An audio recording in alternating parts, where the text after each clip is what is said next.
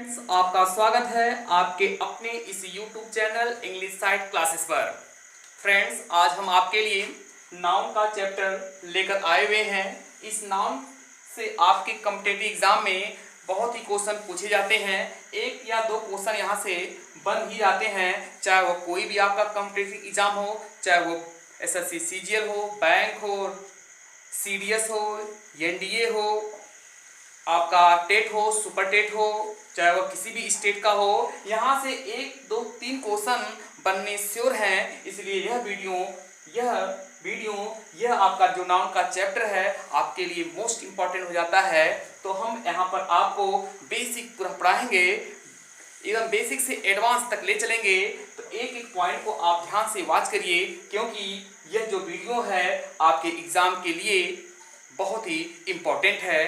तो फ्रेंड्स, हम अपनी क्लास को शुरू करते हैं, तो ध्यान से देखिएगा एक एक पॉइंट, चीज़ें बहुत ही आसान हो जाएंगी, सिर्फ कॉन्सेप्ट पर ध्यान दीजिएगा आप। तो चलते हैं। सबसे पहले हम आपको नाउन के बारे में बता रहे हैं। नाउन आखिर क्या है, कितने इसके टाइप्स होते हैं, कौन कौन सा इसका प्रकार है, कैसे वहां से क्वेश्चन आपके एग्जाम में बनते हैं, किस प्रकार से क्वेश्चन बनाए जाते हैं, सारी बातों पर हम यहां पर डिस्कस करेंगे। तो सबसे पहले नाउन का मीन्स पता ही है कि नाउन का मतलब होता है संज्ञा।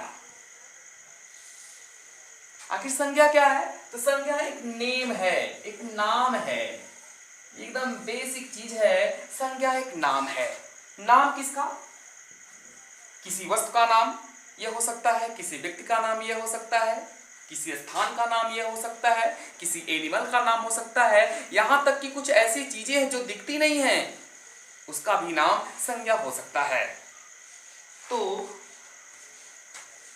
संज्ञा नेम ऑफ पर्सन होती है, हो सकती है, नेम ऑफ प्लेस हो सकती है, नेम ऑफ थिंग्स हो सकती है, name of animal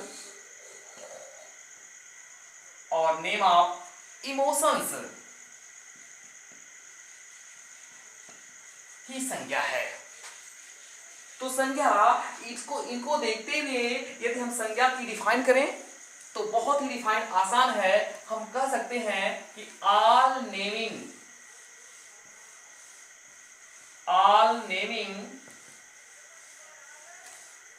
things are called noun. देखिए, all naming things are called noun. All naming things माने मतलब पूरी वस्तु जिसका कोई नाम है वही क्या कहलाती है? नाउन कहलाती है। ये इसकी डिफाइन रही। अब हम इसके काइंड्स के बारे में आपको बता रहे हैं, कितने काइंड्स होते हैं इसके हैं, कैसे इसका क्लासिफाइड किया गया है। देखिए, यदि नाउन के क्लासिफिकेशन की बात करते हैं तो नाउन का जो क्लासिफिकेशन है वो 2 पार्ट्स में डिवाइड है। पहला जो इसका है काउंटेबल है और दूसरा है अनकाउंटेबल है।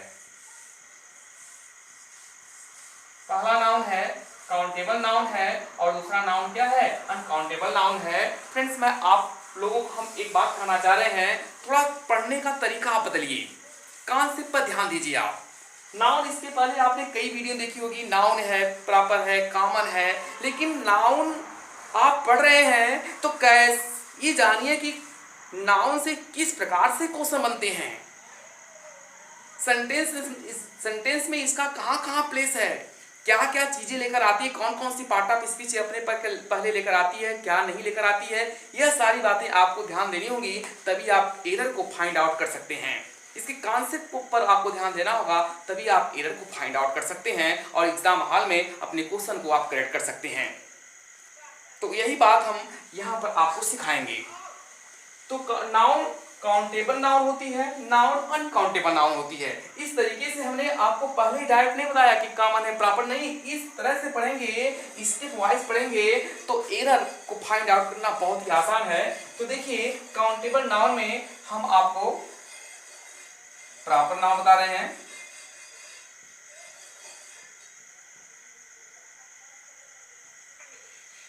इसमें कॉमन नाउन भी आता है, इसमें कलेक्टिव नाउन भी आती है,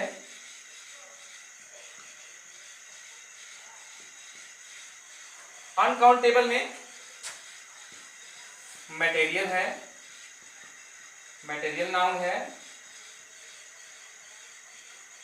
और दूसरी है आवश्यक नाउन है।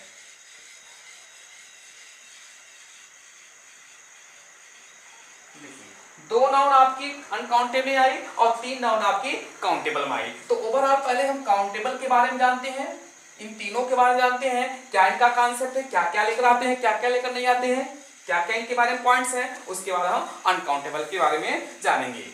तो चलिए शुरू करते हैं हम काउंटेबल को पढ़ना। देखिए काउंटेबल के बारे में चाहे इसकी बात हो, चाहे इसकी बात हो, चाहे इसकी बात हो, तीनों में से किसी की बात हो, आप एक पॉइंट याद रखेंगे कि जो काउंटेबल नाउन होती है उसके पहले ए का प्रयोग किया जाता है, एन का प्रयोग भी किया जाता है, द का भी प्रयोग किया जाता है। दूसरी पॉइंट है कि इसके पहले आप वन का भी प्रयोग कर सकते हैं, टू का भी प्रयोग होता है, थ्री का भी प्रयोग होता है, ऐसे न्यूमरल एडजेक्टिव का प्रयोग किया जाता है। तीसरी पॉइंट इसके बारे में क्या है, ध्यान दीजिएगा। पहली पॉइंट दोनों आर्टिकल्स का प्रयोग कर सकते हैं। दूसरी पॉइंट 1, 2, 3 जो कार्डिनल एडजेक्टिव है इनका भी प्रयोग आप कर सकते हैं। और तीसरी पॉइंट जो काउंटेबल नाउन है ये सिंगुलर नंबर में भी प्रयोग की जाती हैं, यह सिंगुलर नंबर में भी प्रयोग की जाती हैं और यह प्लूरल नंबर में भी प्रयोग की जाती हैं। दोनों नंबर में इनका प्रयोग किया जाता है और अधिक से अधिक यहाँ से नंबर से जो क्वेश्चन बनते हैं वह अधिक से अधिक टेस्ट सुपर टेस्ट में यही से छोटे छोटे क्वेश्चन पूछ लिए जाते हैं। कैसे, देखिए एग्जाम्पल के थ्रू हम आपको समझा रहे हैं। हम आपको एक क्वेश्चन दे रहे हैं, सेंटेंस हमने लिखा आई मेट बॉय। देखिए क्वेश्चन है, हम आपको बता रहे हैं कि अगर कोई नाउन काउंटेबल है तो कभी भी अकेली नहीं लिखी जाती है। सिर्फ प्रॉपर नाउन में नेम ऑफ पर्सन, किसी व्यक्ति के नाम को छोड़कर जितने भी काउंटेबल नाउन हैं उनके पहले कोई ना कोई वर्ड्स श्योर आएगा, चाहे वो डिटरमाइनर के रूप में हो चाहे वो क्वालिफायर के रूप में हो। इसके पहले कोई ना कोई वर्ड आपको जरूर प्रयोग करना है, चाहे वो सिंगुलर नंबर में हो चाहे वो प्लूरल नंबर में हो। सिंगुलर नंबर में होगा तो सिंगुलर नंबर के क्वालिफायर डिटरमाइनर आएंगे और प्लूरल नंबर में होगा तो प्लूरल नंबर के आएंगे। देख रहे हैं कि बॉय, बॉय देखिए बॉय नाउन है, क्या हम बॉय को काउंट नहीं कर सकते हैं? क्या काउंट कर सकते हैं। तो जब बॉय काउंट हो सकता है तो यह अकेला कभी नहीं प्रयोग होगा, इसके पहले कोई ना कोई वर्ड जरूर आएगा इससे रिलेटेड। तो इसको देखते हुए यदि नहीं आया हुआ है तो ये सेंटेंस आपका रॉन्ग है। तो हम कुछ भी लिख सकते हैं, जैसे आई मेट सिंगुलर है, सिंगुलर का ए बॉय, ये भी सेंटेंस आपका सही है। इसके पहले हम लिख सकते हैं आई मेट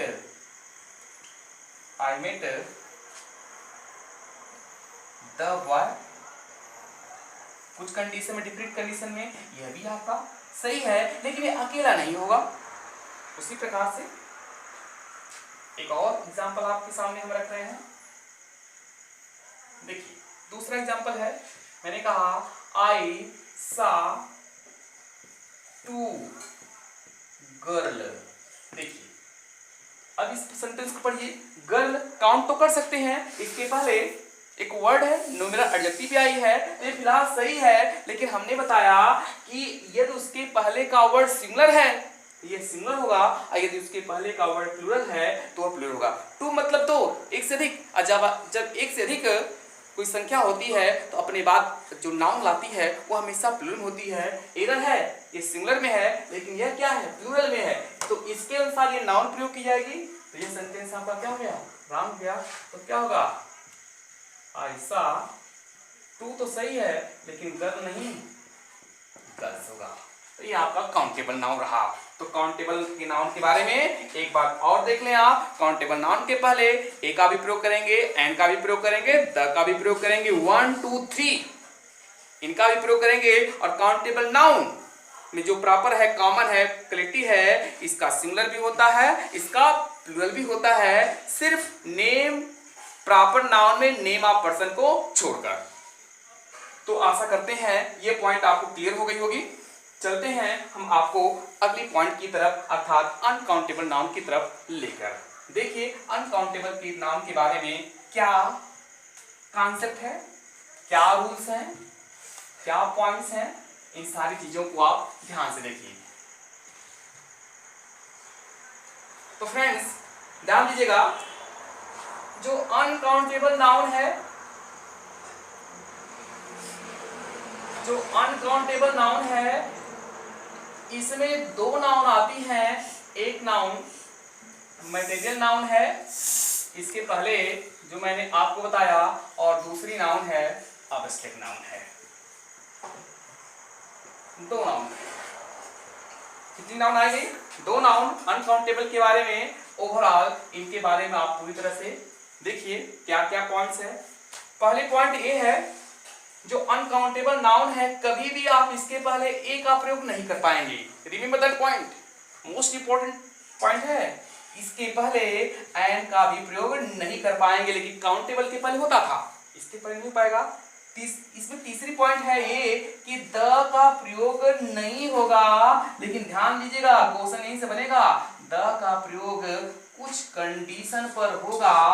यहाँ पर कंडीशन लगी हुई है, और जब जैसे यहाँ कंडीशन लग गई, यही पॉइंट आपके लिए मोस्ट इंपॉर्टेंट पॉइंट हो गई। इसको आप नोट डाउन कर लीजिएगा, यहीं से क्वेश्चन पूछ लिए जाते हैं आपके एग्जाम में। तो एक पॉइंट, दो तीन पॉइंट है कि ए का प्रयोग नहीं होगा, नेवर, एन का प्रयोग नेवर, द का प्रयोग नेवर नहीं, कुछ कंडीशन में नहीं होगा, लेकिन एक कंडीशन होगा।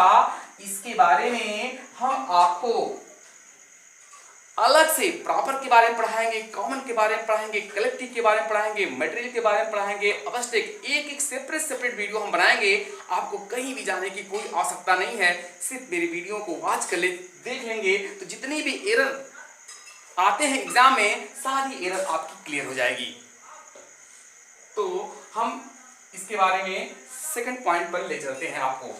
सेकंड पॉइंट क्या है कि जो काउंटेबल नाउन है, मैं इस दोनों की बात कर रहा हूं, जो काउंटेबल नाउन है ये हमेशा सिंगुलर नंबर में, किस नंबर में, हमेशा सिंगुलर नंबर में प्रयोग किए जाते हैं। इनका कभी भी प्लूरल नंबर नहीं बनता है, ध्यान दीजिएगा, इनका कभी भी प्लूरल नंबर नहीं बनता है, ये हमेशा सिंगुलर नंबर में ही प्रयोग किए जाते हैं। एक क्वेश्चन आपका यहां से भी बनता है, इसलिए यह भी पॉइंट आपके लिए इंपॉर्टेंट है। यहां से भी क्वेश्चन पूछ लिए जाते हैं कि इसका सिंगुलर, ये हमेशा सिंगुलर में होता है, इसका प्लूरल नहीं बनता है, तो क्वेश्चन कैसे, इसमें यस और ईएस लगाकर क्वेश्चन बना दिए जाते हैं। तो इस पॉइंट को आप ध्यान दीजिएगा। अब हम आपको एग्जाम्पल के थ्रू इसको समझा रहे हैं। देखिए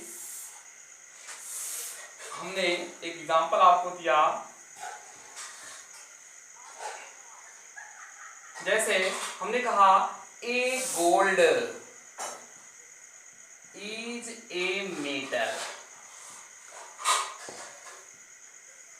देखिए एक क्वेश्चन आपका है, ए गोल्ड इज ए मेटल, तो गोल्ड क्या है, क्या काउंट कर सकते हैं, नहीं ना, अनकाउंटेबल है, ये कौन सी नाउन है, अनकाउंटेबल नाउन है।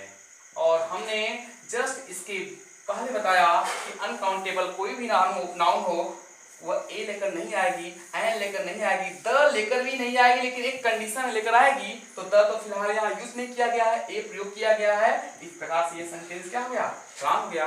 करेक्ट क्या होगा इसका, तो आप लिखेंगे गोल्ड इज ए मेटल। देखिए ये आपका सही हो गया। एक एग्जांपल आपको हम और समझा दे रहे हैं द से। ने कहा इसी एग्जांपल को ले रहे हैं हम, द का प्रयोग कर दे रहे हैं, the gold is a metal. समझिएगा ध्यान से, the gold is a metal. हम बता रहे हैं कि द इनकरेक्ट है, लेकिन एक कंडीशन है क्या है, करेक्ट है। लेकिन ध्यान दीजिएगा वह कंडीशन कौन सी है हम आपको बताएंगे, लेकिन यहां ध्यान दीजिएगा अगर कोई अनकाउंटेबल नाउन है उसके तुरंत बाद कोई वर्ब आई हुई है तो द का भी यहां पर यूज नहीं होगा, वो कंडीशन नहीं है यह, द का भी यहां पर प्रयोग नहीं किया जाएगा। यदि अनकाउंटेबल के तुरंत बाद कोई वर्ब आई हुई है तो यह भी क्वेश्चन आपका रॉन्ग हो गया। तो सही क्या होगा, गोल्ड इज ए मेटल। देखिए यह क्वेश्चन आपका सही है। लेकिन अगर अनकाउंटेबल की तुरंत बाद वर्ब न आकर कोई दूसरा वर्ड आ गया हो तो वहां पर द सही माना जाएगा। जैसे हम उसको भी बता दे रहे हैं और इसके बारे में हम आपको एक अलग से हर नाउन्स पर अलग अलग वीडियो बनाएंगे, उसको जरूर आप वॉच करिएगा। एक क्वेश्चन हम यहां से करवा दे रहे हैं। तीसरा हमने कहा इसी क्वेश्चन को हम ले रहे हैं, gold of my ring is pure. देखिए gold of my ring is pure, यहाँ गोल्ड के पहले द लगा था तो इनकरेक्ट, गोल्ड के पहले कुछ नहीं है तो करेक्ट है। लेकिन कह रहा गोल्ड के पहले कुछ नहीं है, करेक्ट होना चाहिए था। लेकिन क्या गोल्ड के तुरंत बाद वर्ब है, क्या ऑफ वर्ब है, नहीं ना। जब इसके तुरंत बाद अनकाउंटेबल के तुरंत बाद वर्ब ना आकर कोई दूसरा वर्ड आता है तो वही अनकाउंटेबल नाउन के पहले द का प्रयोग कर दिया जाता है। यही से क्वेश्चन आपके पूछे जाते हैं। अगर ऐसा क्वेश्चन है तो वह इनकरेक्ट है, तो क्या होगा, द लगेगा। अब क्या हो जाएगा, the gold of my ring is pure. देखिए यह क्वेश्चन आपका सही हो गया, यह करेक्ट है। और यही क्वेश्चन आपके लिए मोस्ट इंपॉर्टेंट है, इसको आप नोट डाउन कर लीजिएगा। तो फ्रेंड्स बस इतना ही इस वीडियो में। यदि मेरे द्वारा पढ़ाए गए मेथड आपको समझ में आ रहे हैं, कॉन्सेप्ट समझ में आ रहे हैं, तो मेरे चैनल को सब्सक्राइब करें, मेरे चैनल को सपोर्ट दें और मेरी वीडियो को लाइक करें, शेयर करें। तब तक के लिए मिलते हैं नेक्स्ट वीडियो में, तब तक के लिए धन्यवाद।